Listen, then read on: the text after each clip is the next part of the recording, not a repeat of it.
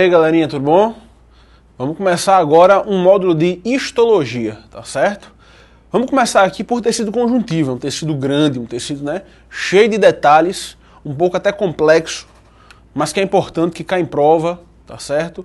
Muito bonito. Quando a gente começa a entender tecido conjuntivo, a gente consegue abrir um pouco mais a mente da gente para algumas situações fisiológicas da gente, tá bom? Então eu quero que você olhe para aqui, para o nosso quadro, para você ter uma ideia, tá? Olha para o nosso quadro aqui. Vê só. Galera, vê. Características gerais do tecido conjuntivo. Deriva do mesodermo embrionário, tá certo? Exerce várias funções, tais como preenchimento, sustentação, transporte, defesa, alta variabilidade morfológica de células, tá certo? Grande quantidade de substância intercelular, matriz intercelular. Isso aqui é aquela substância que fica entre as células, tá certo?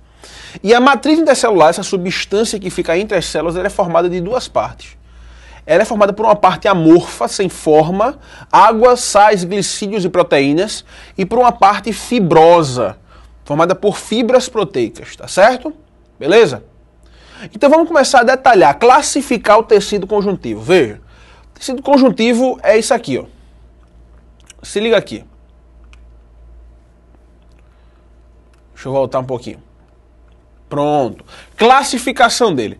O tecido conjuntivo ele é classificado em tecido conjuntivo propriamente dito, também chamado de TCPD, e o tecido conjuntivo de propriedades específicas, que são isso aí: o tecido adiposo, o tecido reticular, ou hematopoético, né, o tecido cartilaginoso, o tecido ósseo e o tecido sanguíneo. Tá? O tecido conjuntivo propriamente dito, TCPD, ele é dividido em tecido conjuntivo frouxo e tecido conjuntivo denso, tá bom? O de propriedades especiais, ele é realmente específico para o local onde ele está, então tem uma variação muito grande, beleza? Mas vamos começar nossa brincadeira aqui com o TCPD, o tecido conjuntivo propriamente dito, tá? Eu quero que você olhe para mim, veja, olhe para cá. Esse tecido conjuntivo propriamente dito, o TCPD, ele é subdividido em frouxo e denso. O tecido conjuntivo frouxo é chamado de frouxo porque existe uma certa quantidade de fibras, no entanto essas fibras não estão organizadas, elas estão jogadas de qualquer forma, de qualquer jeito, tá bom? Beleza? Então de fato que ele tem uma consistência semifluida esse tecido. Sabe quando sua mãe compra carne no supermercado?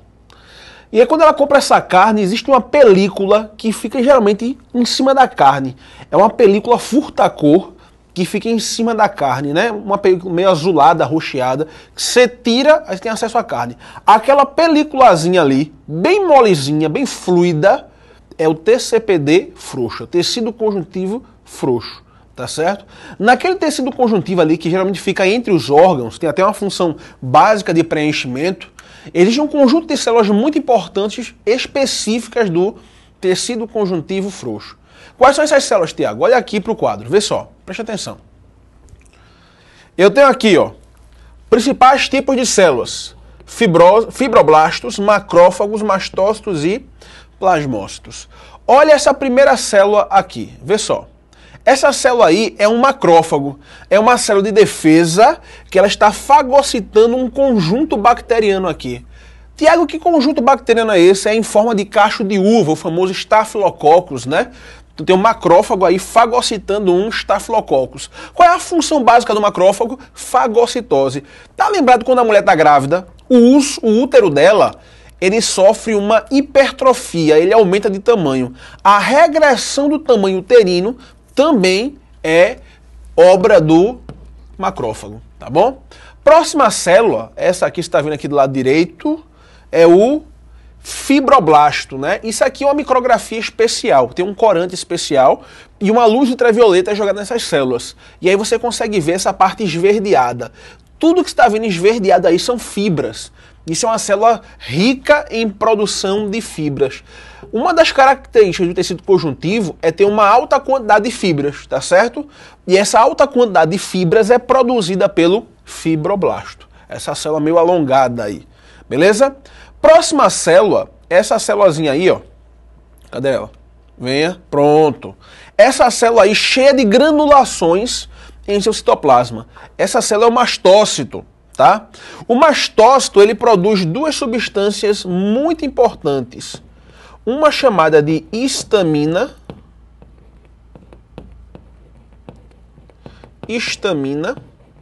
Eita, deixa eu apagar aqui que ficou meio feio. Uma é chamada de histamina.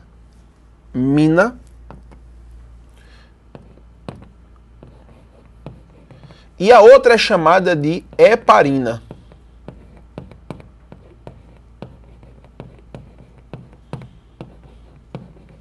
A histamina, tá certo? Ela é um vasodilatador. Eu quero que você olhe para mim para que a gente converse um pouquinho sobre histamina. Veja, a histamina é uma substância muito importante para a gente. É uma substância que permite o nosso corpo se livrar de diversos organismos estranhos, diversas bactérias que vêm entrar no nosso corpo. Quando você leva um corte, por exemplo, quando você tem uma reação alérgica, que um patógeno, que uma célula estranha, que um micro-organismo entra no seu corpo, ocorre liberação de histamina por parte dos mastócitos, os vasos se dilatam, já que ele é um vasodilatador, a histamina. Para que dilatar o vaso? Para que entre um fluxo sanguíneo maior para aquele local e ali tenha um combate de células de defesas com aquele corpo estranho que entrou em você. No entanto, algumas pessoas são alérgicas a determinada substância. O que é alergia, Tiago? É uma superprodução de histamina. Essa alergia gera alguns problemas graves. E se não for cuidado, leva até a morte, no choque anafilático, que é o ápice mais culminante da histamina, do processo histamínico, da resposta alérgica. Tá certo?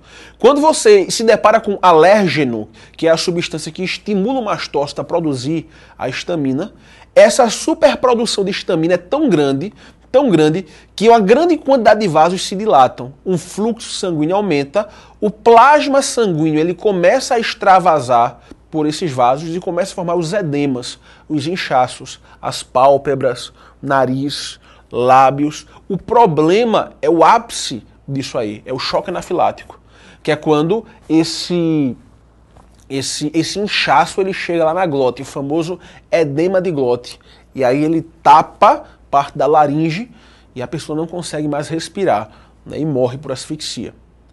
Tem que ser cuidado, tá certo? Existe um tratamento para isso, existe um tratamento para alergia, existe um tratamento para as pessoas que estão desenvolvendo no momento da reação alérgica, tá certo? Corticoides trabalhados, adrenalinas e tudo mais, então o povo trabalha muito bem com isso. Os médicos, eles sabem como trabalhar com isso direitinho, tá certo?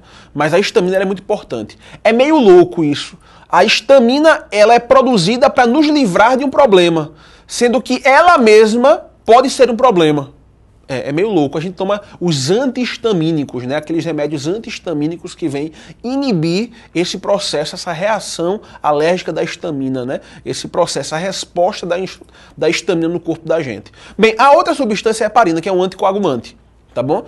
Para que a heparina? A heparina tem que estar no corpo da gente o tempo todo sem parar, no sangue da gente, né? Nesse momento é interessante que o meio do seu sangue ele esteja circulando pelos vasos, que ele não coagule agora. Se você levar um corte, uma lesão, né, aí sim, coagular o sangue. Mas nesse momento não é interessante que o seu sangue coagule, né, evitar uma trombose. Então tem que ter anticoagulante, né? Você tem aqueles pacientes que ficam acamados durante muito tempo na UTI, por exemplo, né? É muito comum ele formar aquelas feridas e aquelas feridas coagularem. E para não ter risco de trombose, já que ele não está se movimentando, não está desenvolvendo muito bem a circulação, os médicos aplicarem o quê? Heparina, que é um anticoagulante. Ele evita a coagulação do sangue, inibe o processo coagulatório do sangue, né? Então o sangue sempre vai estar lá circulante, evitando esse processo, essa formação de trombo, da trombose. Eu vou falar melhor de trombose, lá de trombo, quando eu falar de sangue para vocês, tá certo? É uma outra aula, é uma outra história. Mas olha para cá. Olha para cá. Eu tenho agora aqui o plasmócito, tá certo? Plasmócito é essa outra célula aqui, que eu vou mostrar para vocês. Deixa só ela aparecer aqui, que ela está escondidinha aqui. Pronto, plasmócito. O plasmócito é uma célula especializada na produção de anticorpos. Você fala, peraí, Tiago, não, agora endoidou. Olha para mim, olha para cá, veja, repare. Muita gente fala assim, Tiago, a produção de anticorpo eu já estudei. é obra do linfócito, o linfócito B especificamente.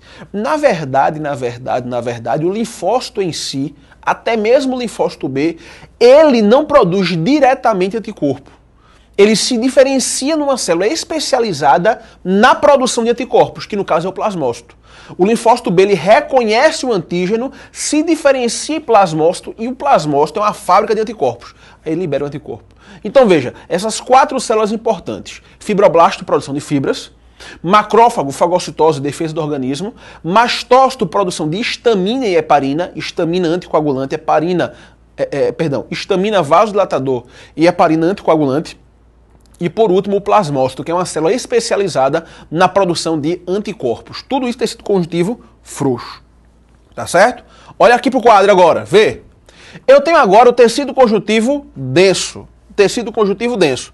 O tecido conjuntivo denso, ele pode ser de 2 tipos.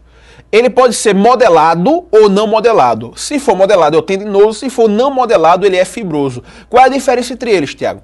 A diferença é que o não modelado, o tecido conjuntivo denso não modelado, as fibras colágenas, elas não estão orientadas.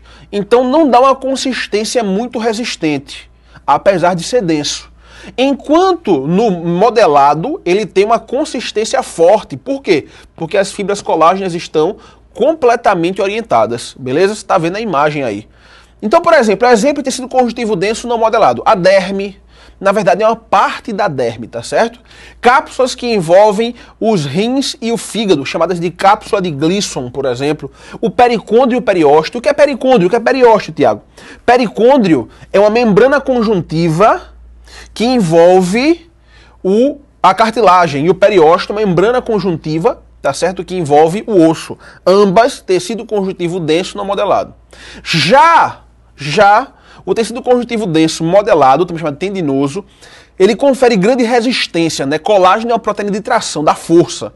Então você tem aqui, ó, os tendões e os ligamentos. Tendão é a ligação entre músculo e osso. Ligamento é a ligação entre osso e osso. Tendão, músculo, osso; ligamento, osso, osso. Tá certo? Beleza? Tecido conjuntivo denso, não modelado e modelado. Tranquilo? Vamos agora para o próximo. Esse próximo aqui, beleza? É o tecido conjuntivo adiposo. Mas aí já é um tipo de tecido conjuntivo de propriedades especiais, tá certo? Tecido gorduroso, adiposo, também chamado de panículo adiposo, né? Beleza. O tecido adiposo, ele pode ser dividido em 2 partes, unilocular e multilocular. Mas antes de eu me ater aqui a falar sobre adiposo, eu quero que você olhe para mim, que eu tenho uma coisa para lhe dizer.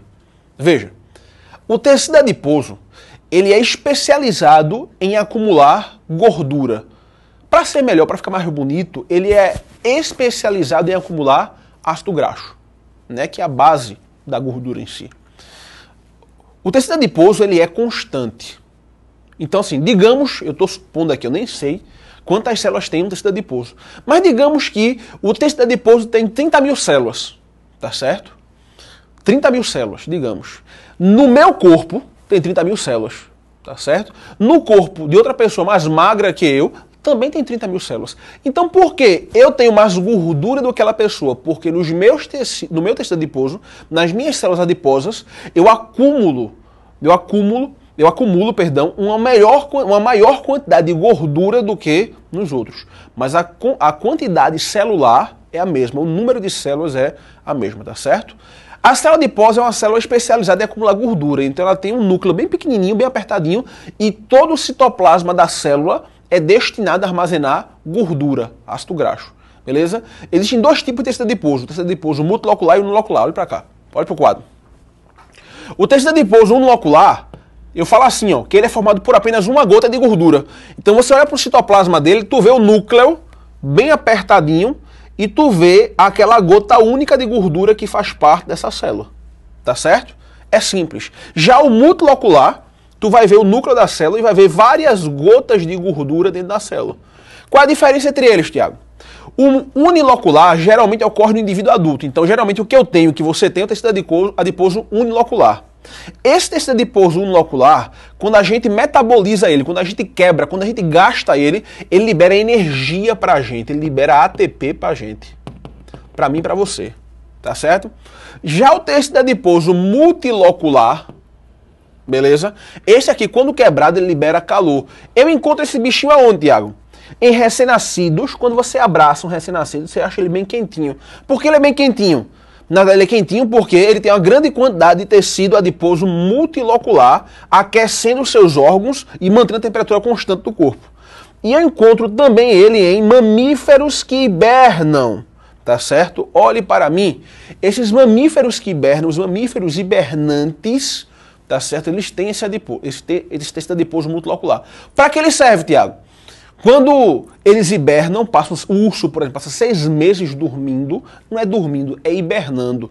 Hibernar é diferente de dormir, Hibernar é um processo metabólico diferenciado. Ele consegue abaixar a pressão, abaixar o batimento cardíaco sem que isso lhe cause dano. Se eu e você tivéssemos nossa pressão e nosso batimento cardíaco abaixado, diminuído, igual ao animal hibernante, a gente tinha morrido. Não conseguiria oxigenar nossas células, nós morreríamos. Mas o animal hibernante, ele tem esse processo fisiológico da hibernação.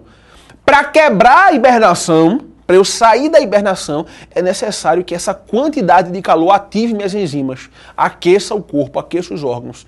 Tá certo? Então, tecido adiposo multilocular nos animais que hibernam. Beleza? Galera, até aqui a gente falou basicamente a metade do tecido conjuntivo, tá bom? A próxima aula a gente vai falar a segunda parte do tecido conjuntivo. Então, fique ligado, não perca, estude, viu? Tchau, tchau.